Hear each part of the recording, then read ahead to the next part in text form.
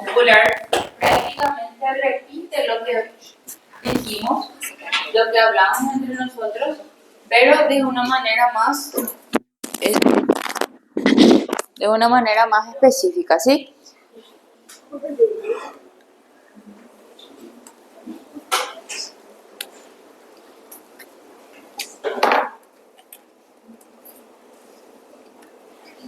Bueno, ¿cómo ocurría la excitación del músculo esquelético? Por la unión de una fibra muscular con una fibra nerviosa con una fibra muscular. ¿Qué pasaba ahí? Se liberaba acetilcolina. ¿Por qué se liberó acetilcolina? Porque calcio entró dentro de la fibra muscular y permitió que se fusione y se libere acetilcolina. ¿Qué pasa? Esa acetilcolina se tiene que unir al receptor. Acá, por ejemplo, tenemos que se liberó la acetilcolina, se tenía que unir al receptor para poder abrir el canal de sodio, ¿verdad? En la miastenia gravis, ¿qué pasa? Es una enfermedad autoinmune en donde el propio cuerpo destruye esos receptores de acetilcolina, que son los receptores colinérgicos. Y si se destruye ese receptor, ¿se va a poder abrir el canal de sodio? No, entonces no va a haber potencial de acción en el músculo y por consecuencia, si no hay potencial de acción, no hay contracción muscular y va produciendo una debilidad muscular progresiva. Entonces, ¿qué es la miastenia gravis? Cuando los anticuerpos van y destruyen ese receptor de la acetilcolina, que sabemos que la acetilcolina se tiene que unir a ese receptor, ¿para qué? Para que pueda abrir el canal de sodio y pueda despolarizar la fibra muscular, ¿sí? Bueno, entonces, ¿qué pasa? El calcio va a permitir que se fusione la vesícula de acetilcolina hacia la membrana, ¿verdad? Se libera esa acetilcolina se tiene que unir al receptor. ¿Por qué se libera la acetilcolina? Por exocitosis. Cada impulso que se genera entre la fibra nerviosa con la fibra muscular libera 125 vesículas de acetilcolina. Y la toxina botulínica, ¿qué hace? Bloquea la liberación de acetilcolina y produce parálisis flácida.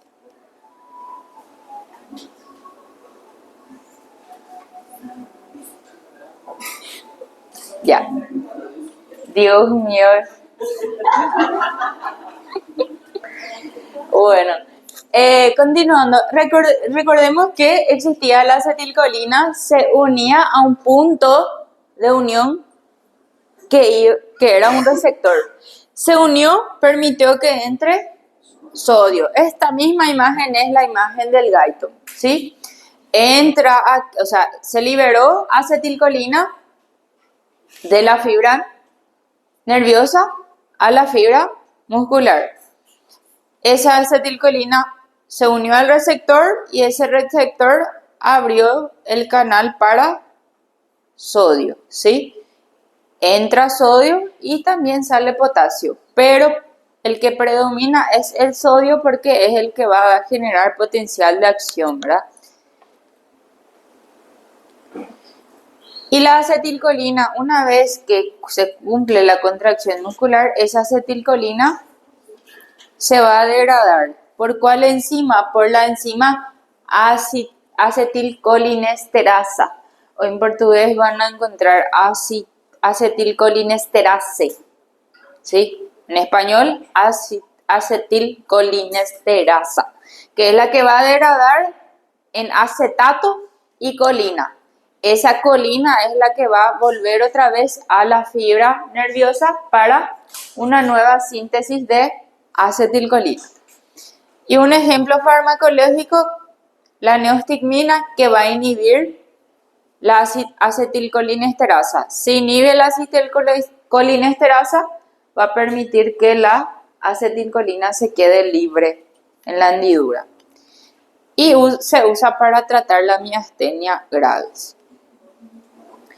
El potencial de acción muscular. En el potencial de acción muscular nosotros tenemos el potencial de membrana en reposo del músculo. Recuerden que ¿cuánto era de una neurona? De menos 60 a menos 70. En el músculo el potencial de membrana en reposo es de menos 80 a menos 90 milivoltios y dura de 1 a 5 milisegundos. Se propaga ese potencial de acción, ¿por dónde se propagaba? Por el sarcolema, que es la membrana plasmática, y la membrana plasmática tiene una invaginación o una prolongación que es el túbulo T. Ese potencial va a ir por el túbulo T hasta el retículo sarcoplasmático. ¿Qué hay en el retículo sarcoplasmático? Calcio. Entonces van hasta los túbulos T, que son invaginaciones, ¿sí? Aquí tenemos la invaginación y ese potencial de acción se va a llegar hasta el retículo sarcoplasmático, y ahí en el retículo sarcoplasmático, ¿qué es lo que va a hacer que detecte ese potencial de acción?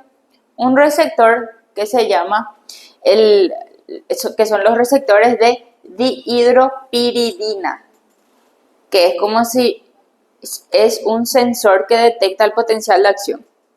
Los receptores de dihidropiridina, ¿qué van a hacer? Detectaron esos receptores y van a permitir que se abran receptores de rianodina.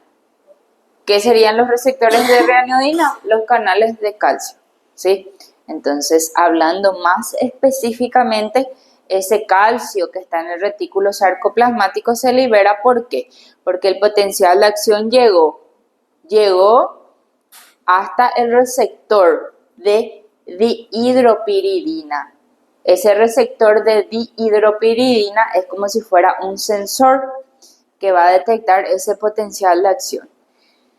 Y ese receptor de dihidropiridina va a detectar y va a hacer que se abran los receptores de rianodina.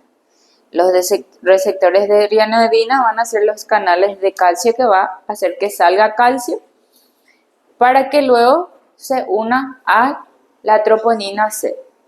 Entonces, ¿cómo vieron que esto de acá, esto que muestra más oscurito, un rosa más oscuro, es el sarcolema, ¿sí?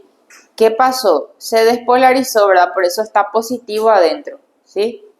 Se despolarizó, el receptor de dihidropiridina se va a activar y va a hacer que el receptor de rianodina libere calcio. Bien, y cuando se vuelva a recuperar, que es la repolarización, eso se vuelve a cerrar. Entonces, y el calcio va a hacer que se una a la troponina, desplazando la tropomiosina, como vimos, ¿verdad? Que deja cuando la tropomiosina sale del sitio activo de la actina, la cabeza de la miosina se puede unir a la actina. Y ahí existe la contracción muscular. Cuando el músculo se relaja, el calcio se bombea de regreso al retículo sarcoplasmático, o sea, se vuelve a guardar ese calcio, ¿sí? Por la bomba cerca, y esto requiere de ATP. Entonces, ¿cómo podemos concluir la excitación-contracción? El nervio libera acetilcolina. Que recuerden que esa acetilcolina se liberó porque calcio entró dentro de la fibra nerviosa, hizo que se fusione la vesícula a la membrana, liberó por exocitosis. Esa acetilcolina se va a unir a un receptor de acetilcolina que va a permitir que entre el ion de sodio. Sodio entra a la fibra muscular, despolariza. Entonces la acetilcolina podemos decir que por consecuencia va a despolarizar la fibra muscular. Se genera un potencial de acción, el impulso viaja al túbulo T y del túbulo T al retículo sarcoplasmático. Y en el retículo sarcoplasmático tenemos almacén de calcio. Ese calcio se va a liberar y va a permitir la contracción muscular porque el calcio se une a la troponina C, que deja libre el sitio activo de la actina, y la cabeza de la miosina se une. Y una vez que terminó la contracción, ese calcio vuelve, la bomba cerca retira el calcio y el músculo se relaja. ¿Sí? ¿Dudas? Están liberados por hoy.